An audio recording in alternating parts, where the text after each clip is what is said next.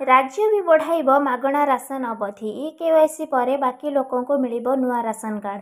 केन्द्र पर राज्य भी बढ़ाइब गरीबंकु मागणा चाउल अवधि 2028 पर्यंत बढ़ी प्रधानमंत्री गरीब कल्याण योजना, जो गरीबंकु मागणारे विटामिन युक्त चाउल जोगाई देबे केन्द्र सरकार।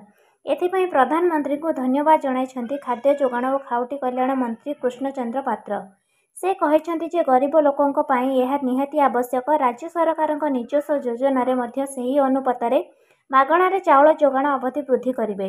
अन्यपटे राशन कार्ड संपर्क में सूचना दे मंत्री कहते राशन कार्ड ई-केवाईसी चली पाखापाखि 2,30,00,000 ई-केवाईसी सरला। 1 कोटी पाखापाखि लोकों ई-केवाईसी बाकी अच्छी। तेबे 15 ରୁ 20 दिन भितर ई-केवाईसी सरीजिब। तापर नुआ राशन कार्ड बंटन कराजिबो बोली मंत्री सूचना देइछन्ति। एहासह मंत्री आहुरी मध्य कहिछन्ति जे आलू मिशन उपरे गुरुत्व देइछन्ति राज्य सरकार। उत्तर प्रदेश एवं पंजाब रो आलू बिहन आने चाषी को जोगाई दियाजिबो। भल क्वालिटीर बिहन चाषी को देबे सरकार।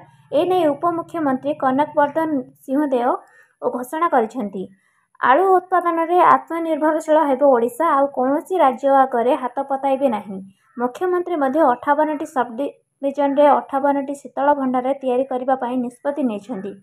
वर्षे 2 वर्ष भितर सरकार योजना सफल रूपायन हेबो बोली कहिछन्ति मंत्री कृष्णचंद्र पात्र।